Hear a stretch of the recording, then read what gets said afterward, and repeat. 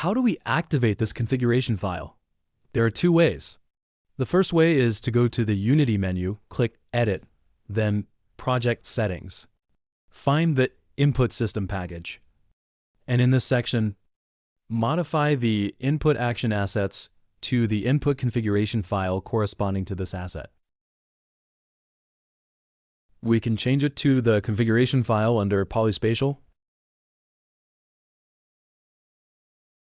This way, Unity will automatically activate this configuration file.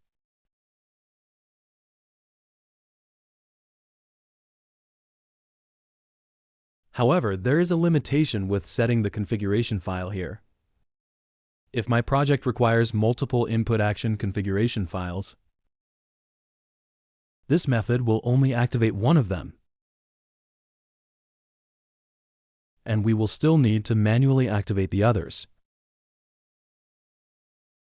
For example, my project currently has several configuration files, and if I need them all, this method will only activate the Spatial input action configuration file. If I want to activate other configuration files, I will need to use another method. Let me introduce the second method, which is suitable for activating multiple input action configuration files.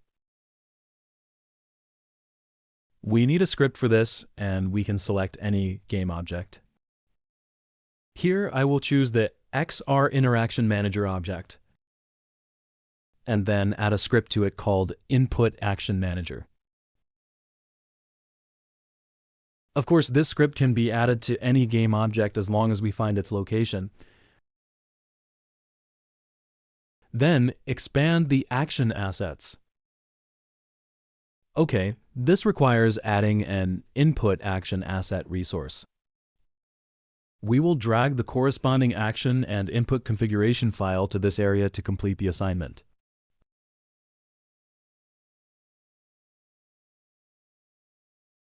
Okay, this Input Action Manager will activate all the configuration files listed under Action Assets.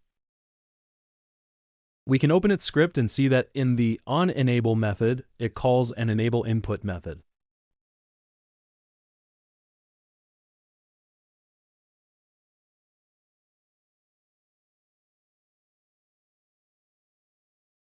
This onEnable method will be triggered when the object is activated, and it will call the enable input method.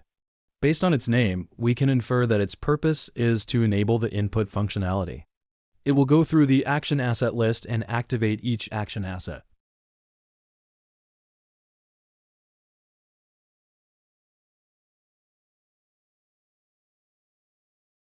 Once the action and input configuration files are activated, the system will begin detecting our spatial input when the program runs. We can now try running the program to see the actual effect. Now I will copy the cube. And for the cube on the right, I will enable the gravity effect by checking Use Gravity and unchecking Is Kinematic. Now the cube on the right will be affected by gravity and fall onto the platform below.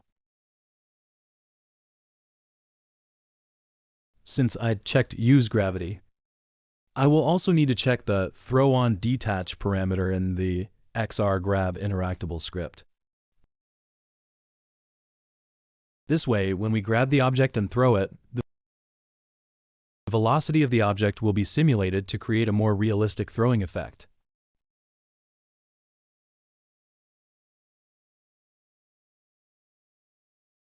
Okay.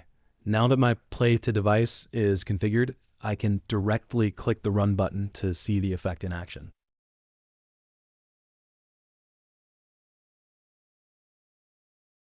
Then we start the screen mirroring.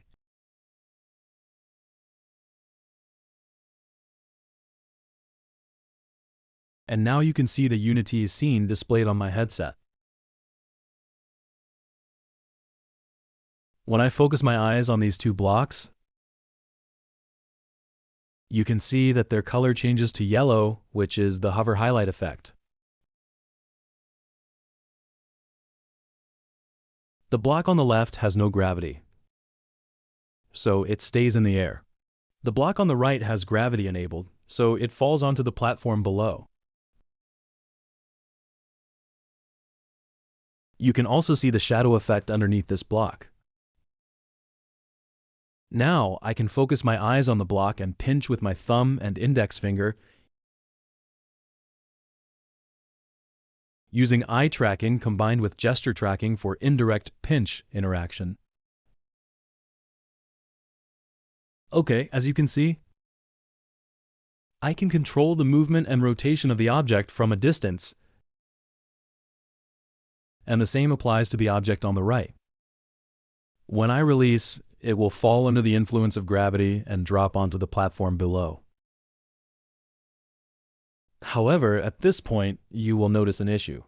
Each time I interact with the object, its rotation resets to a fixed angle. For example, if I rotate the object to this angle and then grab it again, you will see that its rotation angle is reset to a standard position. No matter from which angle I grab it, it always returns to this angle. The same thing happens with the other object, where I can also grab it from a close distance. It can only be grabbed by pinching with my thumb and index finger, or I can perform a poke interaction.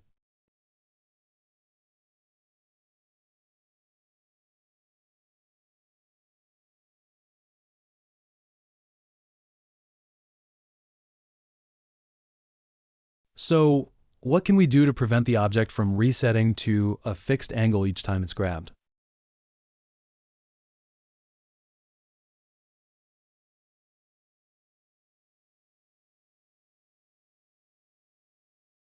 Now, let's go back to Unity and find the XRGrab interactable script on the object. We need to check the useDynamicAttach parameter. After checking this, the issue I mentioned earlier will no longer occur, and the object's rotation will not reset to a fixed angle.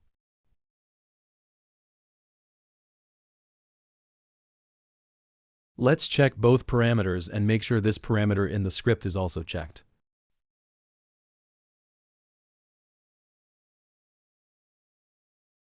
Okay, now you can try running the program to see the effect after the modification. Next, I will introduce the concept of interaction events. In the XRI interaction process, there are several different interaction states defined. When an interaction event is triggered, we can execute our custom logic. We need to bind our custom logic to the interaction events provided by XRI, so that when the system detects that an interaction event has occurred, it will execute the logic we have bound to that event. Interaction events can be added to the XRGrab interactable script itself. We can expand here, and there is an interactable events. You can see that many interaction events are defined here. One of the more commonly used interaction events is the select event, which is triggered when we select an object. Let me take the example of indirect long-distance interaction with an object using eye tracking and hand gestures. When I gaze at the object with my eyes, it enters the hover state.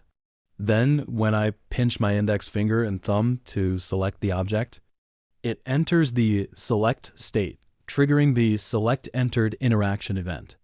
When I release my fingers, it triggers the select exited interaction event. Now I will create a requirement. When I select the object, I will change its color to red. And when I release my hand, the object's color will revert to its original color. First, we need to create a red material. Let's open the material folder.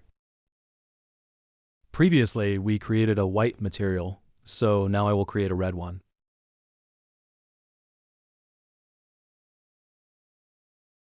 Okay, we can modify the material's color here and change it to red. Then, go back to the interaction events on the XR Grab interactable.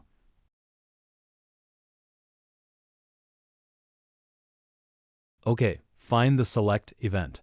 First, click the plus sign next to the Select Entered event.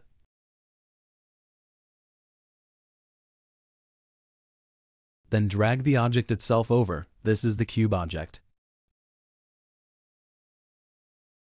We need to reference a game object to call a parameter or method from a script on that game object. Click here. Since we want to change its material, we need to select the Mesh Renderer component, which is used to render the object's material. Then, find the material parameter and drag the red material here.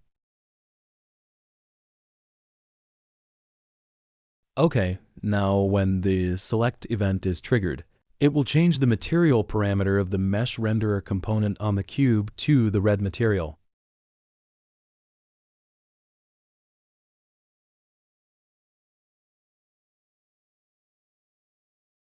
Next, for the Select Exited event, we also need to configure it.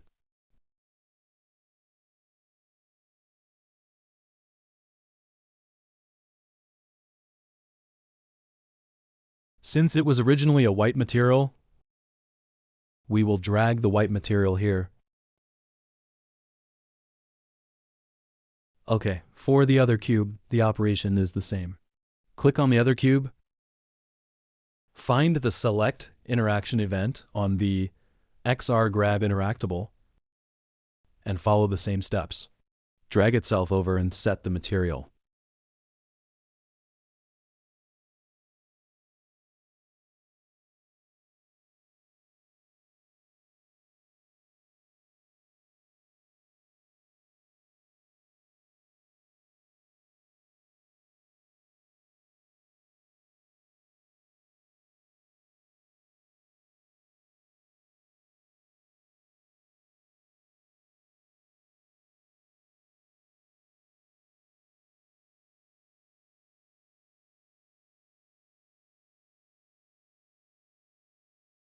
Okay, now the interaction events for both interactables are configured. However, if you run the program, you will notice that when you select the object, its color is not red, but more of an orange color.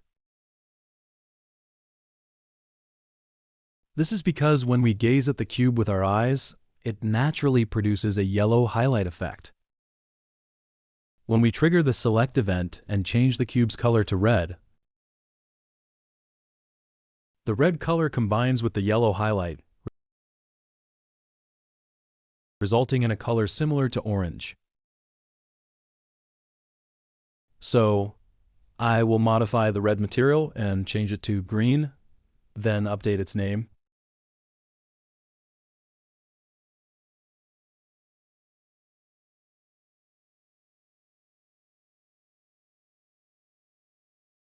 Okay, now let's run the program to see the actual effect.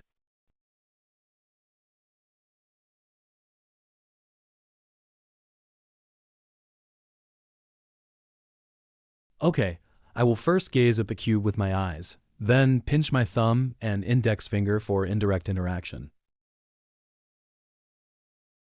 You can see that when I pinch, the object turns green.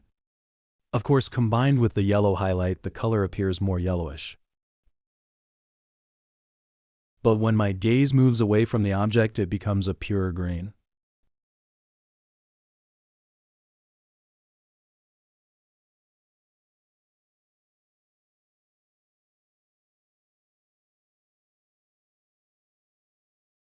Okay, the same applies to the other cube.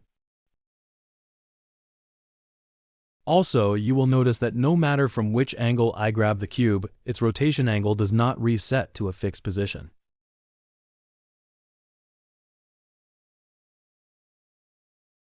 This is because we checked the Use Dynamic Attached parameter in the XRGrad interactable script, and poke interaction is also possible.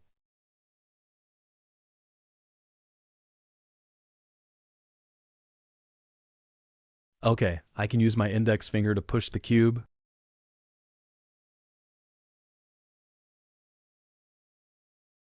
And direct grabbing works fine. Additionally, the scene can now accept two inputs, meaning I can manipulate one object with my left hand and another with my right hand. Okay, the object interaction effect works without issues.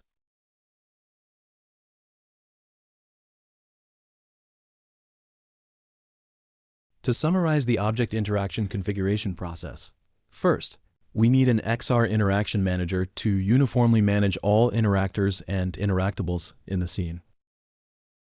Then, we need an input action manager script to add the input and action configuration file from Spatial to the action assets list.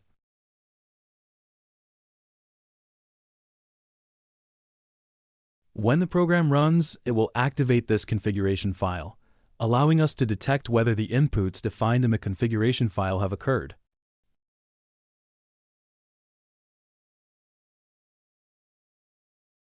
Next, we need the interactor related to the interaction. Here, we are using the XR touch space interactor, which needs to reference an action defined in the polyspatial input, an action configuration file called primary touch. It represents the first input in the space. If you want a second input, you need to reference the secondary world touch action in another XR touch space interactor.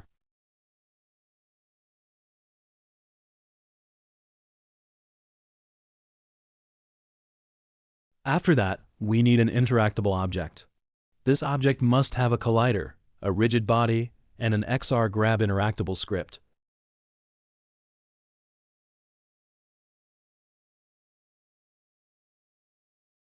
We can check the used dynamic attached parameter so that each time the object is grabbed, its rotation angle does not reset to a fixed position, allowing us to grab and poke the object from any position.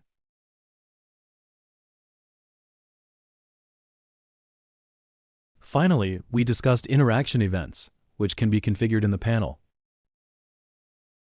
Of course, what I demonstrated is a relatively simple binding method, as it only modifies the object's material. However, it can also perform more complex operations, such as referencing a custom script and executing a piece of code defined in that script. I will introduce more complex interaction event development processes in future tutorials.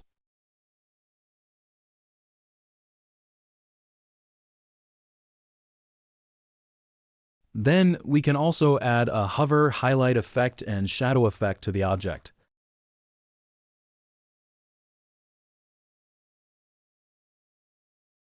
Earlier, we demonstrated operating the object with one hand, but in fact, we can also use both hands for interaction. The most common operation is scaling the object with both hands. If we want to achieve two-handed scaling, first, we need to find the XR grab interactable script and change the select mode from single to multiple.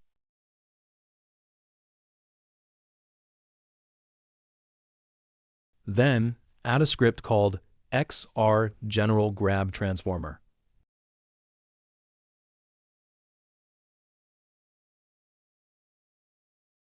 And check the Allow Two-Handed Scaling option. This enables the two-handed scaling functionality.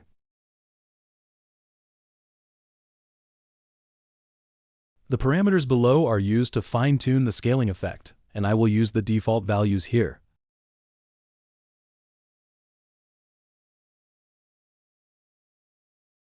Okay, now let's add the two-handed scaling functionality to the object on the left and run the program to see the actual effect.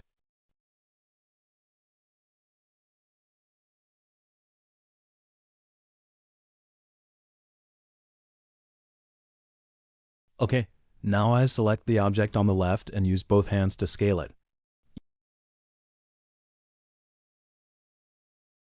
You can see that it successfully scales.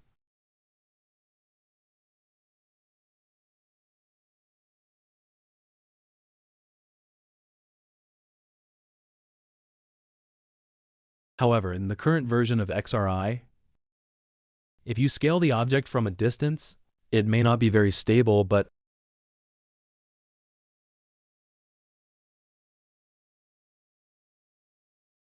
close-range two-handed scaling works relatively well.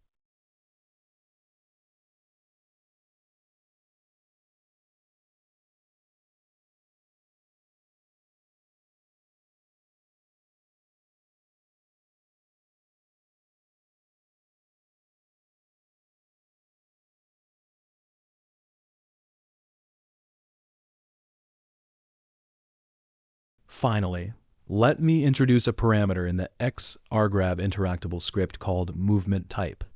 There are 3 types, so I will create 3 objects in the scene, each corresponding to a different type.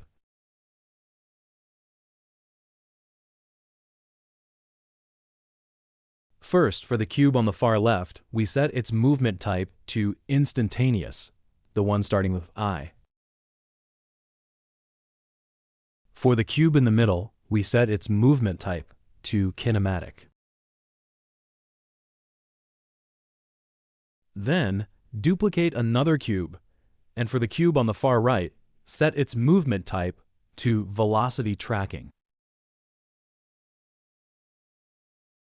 Okay, now let's run the program to see the differences between them.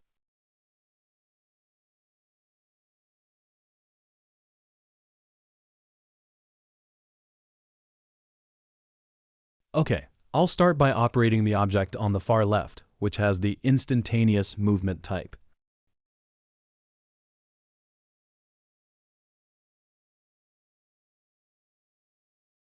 In this mode, the object's movement completely follows the interactor's movement. So you can see that it follows my hand's movement almost without delay. However, it will pass through colliders on the platform.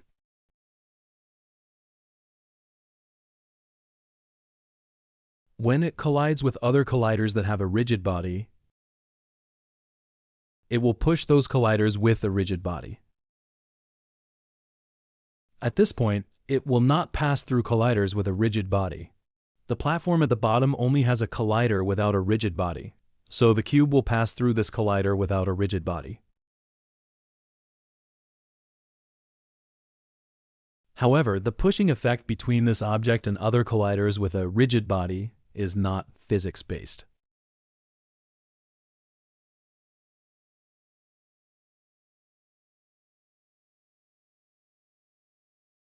Next, let's look at the cube in the middle, which uses the kinematic movement type. It uses the kinematic rigid body effect, so there is some delay between its movement and the hand's movement.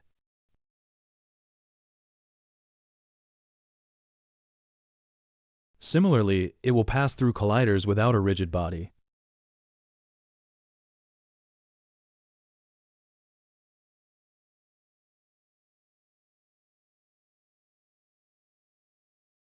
Okay, it can push the cube on the far right. And this pushing effect is physics-based because it uses a kinematic rigid body.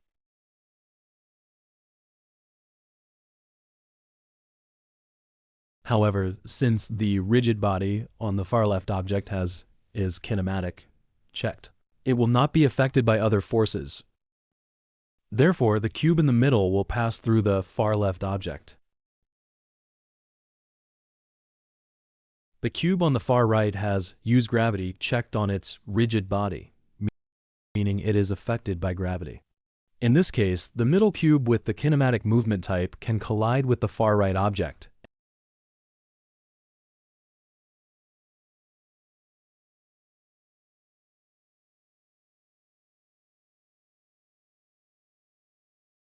And this collision effect is physics-based.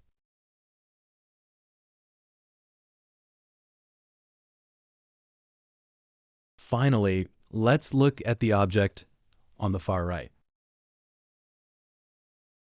There's also some delay between its movement and the hand's movement, but the most significant difference here is that it will not pass through the collider below without a rigid body. It will get stuck.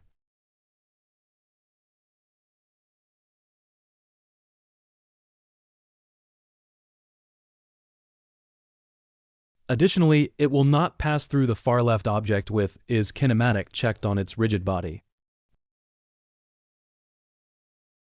It will also collide with it.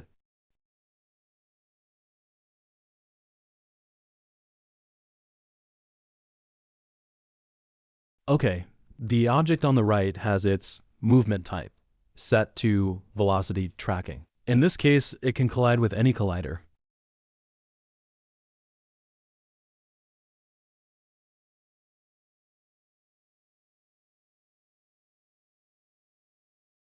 This is the difference between these three movement types.